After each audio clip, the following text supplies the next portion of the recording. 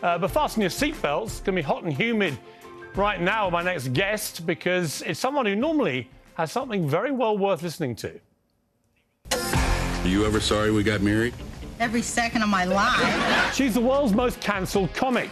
If you just feel like you can't say it, well, the chances are Roseanne Barr's probably already said it. Do I seem bitchy to you at all? And lately, that's been getting her into a whole lot of trouble. Nobody died in the Holocaust either. 6 million Jews should die right now, but it never happened.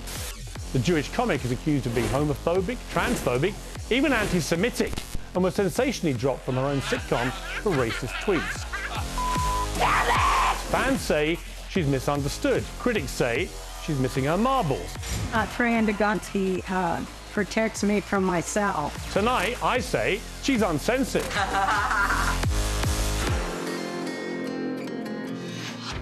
Well, I'm delighted to say I'm joined live from Texas by the host of the Roseanne Barr podcast.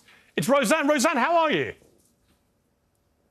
I'm great. How are you, Piers? Well, I can't think of anybody I would rather have on a show called Uncensored than you. Of course, you're smart. Have we gone mad, Roseanne, in our world? When I look at all the fallout to the things that you say or do, I look at the sort of apoplexy that people bring to jokes, to humour, to sarcasm, to irony, all these things, and I really despair. The very essence of comedy, for example, is being expunged from human life. Yes, it is. Yeah, well, you should despair, Piers, and so should anybody who has a brain or, you know, any humanity whatsoever, or any connection to any other human beings on Earth. They should despair too. I say that they are weaponizing stupidity, and people have sunk to such a level that they can't handle satire, because satire is when you take two disparate subjects and bring them together to defamiliarize reality, such as a poet does with words. Defamiliarize reality. And they cannot hold two disparate ideas in their head at the same time, because they're fed bullshit 24/7 over the media. And I'm about to go crazy sitting here on the earphone hearing the stuff you all are saying about the Ukraine.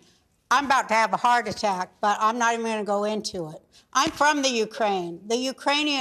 There is a large faction of Nazis. I don't know if you know this, but there's a large amount of Nazis in the Ukraine, and they actually killed my whole family. I'm from the Ukraine, and they marched my entire family, grandmothers, great-grandparents, 10 siblings out into the forest and buried them alive in the Ukraine. So I don't understand why everybody's Ukraine. Well, I do understand, and that's also what terrifies me. People better wake up and do some research on their own instead of buying what comes across on the screen. And I try to shake them up, Piers. You're goddamn right I do. I try to shake them up and crack their mind control programming. I do it for God. Well, here's, Roseanne, what I would say to that. I don't agree with you about a lot of the stuff you said about Ukraine. I know what you said, and you're perfectly entitled to your views. I would say in relation to the suggestion that they're all a bunch of Nazis... You haven't seen the swastikas on those soldiers' arms? The President Zelensky himself is Jewish, so obviously he is de facto not a Nazi. I know, but he's not a good one. Are all Jews the same? For God's sake, talk about anti-Semitic. Just because the guy's a Jew doesn't mean he likes Jews or that he's doing anything good for the Jews. I mean, so what? Who cares what anybody is? That was the whole point of my tweet. Just because they're skin folk don't mean they're kin folk. You know what I mean? Just because they're the same color as you don't mean they ain't trying to lock your ass up. Wake up, people! Snap out of it. Okay, listen. Like I said, you're uncensored, so you're perfectly entitled to your views. I'm entitled to a different view. I'm sure you would accept that. It's okay. I'm going to be nice. You're perfectly entitled to say what you think. I can accept that you have a different view, Piers. I can speak respectfully to another human being because I actually you know, I love to converse and I just get passionate sometimes. And I love that people disagree with me. I love to have conversations. So excuse my passion. It's okay, of course, passion's fine. There was a big outcry recently where I defended you, actually, where you were accused of I know you did. I watched you. I was shocked. Right. Well, you know, I call things as I see them. And on that occasion, it was clear to me that you were saying a statement which you didn't actually mean to be taken literally. You were exposing a wider picture of what you believe to be media untruths. Yeah. Yeah, and the fact that it went over everybody's head isn't my fault. Well, I'm going to play it. Let's play a clip again to remind people of what got you into trouble. Then I'll come and say what I think about it again.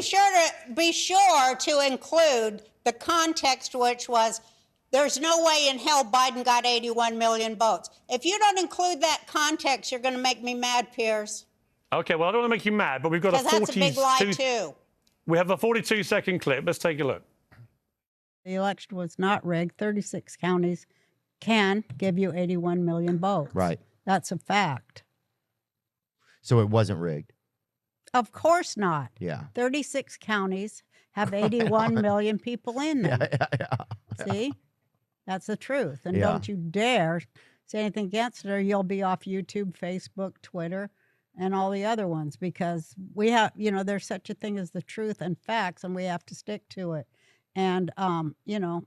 It's scary. And that is the truth. And nobody died in the Holocaust either. No. That's the truth. Yeah. It should happen. 6 million Jews should die right now because they cause all the problems in the world, but it never happened. But it never happened. Now, I listened to that in full context. I listened to a lot more of it. And it was absolutely crystal clear and obvious to me that you didn't mean anything that you were saying there. In fact, you meant the complete opposite. But it was sliced and diced and put out on social media. And then the next thing is you have Roseanne Barr, who is actually Jewish, being accused of denying the Holocaust, which obviously is ridiculous. Why do these things happen?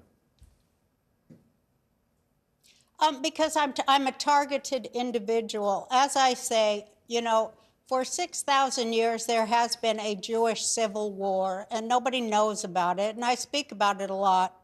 But it's, you know, it's at its climax right now, and I have been targeted by, you know, largely Jewish people on the other side of the political spectrum. Our view is centered on whether Israel should exist or not, and these are things we don't talk about in public. But when I ran for president in 2012, they used to stand up and it was always Jewish people with silver ponytails, Marxists, you know, they would stand up. I ran as a socialist, and they would stand up and scream, "What about the illegal occupation of blah, blah?" And I couldn't believe it because they would do it over and over and over again to attack me because I'm a Jew, I think. But Marxist Jews are not the same as the kind of Jew I am, and that's what really makes me mad, because when people assume that there's only one kind of Jew, they're missing a shitload of history. And I feel like, you know, I'm here to speak to that. And also, the context that I used was about the internet is full of Holocaust denial, Nazi comments, and saying, but the thing they always say is, no Jews were killed in the Holocaust, but it should happen. That's what they all say.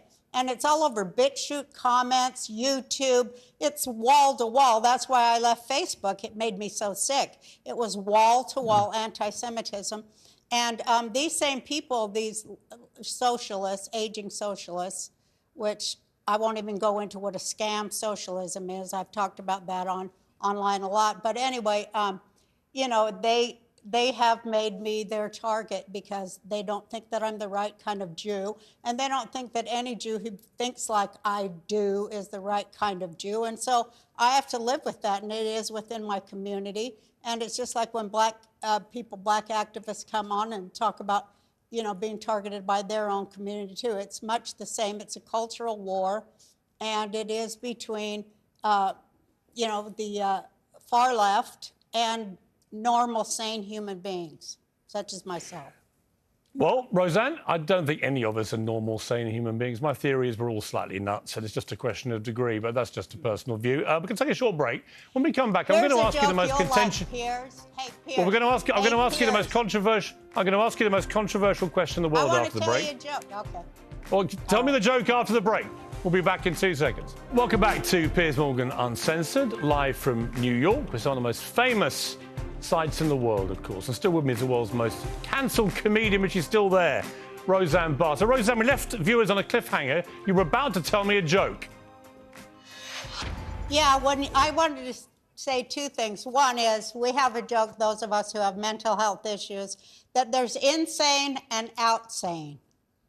So I wanted to cap off what you were saying before. But also I wanted to finish saying that just last week, these leftists, such as are in the Biden administration, the State Department of the United States instituted a boycott, divest, and sanction against the Jewish people in Israel, and also with American businesses who do trading business with Israel. So it's a boycott of Israel and of America, the Biden administration, State Department. So there is never an end to their censorship, their jackboot on your face if you don't do what they want, and if the Jews don't do what they want.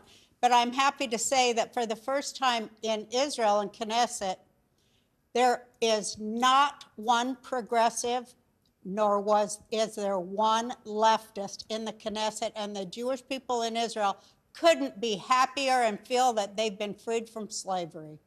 I just want to say that. That's fine. You've said it. What is the joke that you were going to tell me? That the people with mental health issues say there's insane and outsane. Oh, I see. I'm sorry. Those are the only I'm sorry. 2 things. I thought you were making a serious statement about it. Okay, I get it. Now, listen, Roseanne, let me ask you the most difficult question in the world, apparently. What is a woman? How much do I weigh? No, what is a woman? A woman is me. A woman is somebody whose breasts hang down to her stomach and who has a prolapsed uterus from giving birth to 5 ungrateful little bastards who have never had to work for a thing in their goddamn life. That's what a woman is.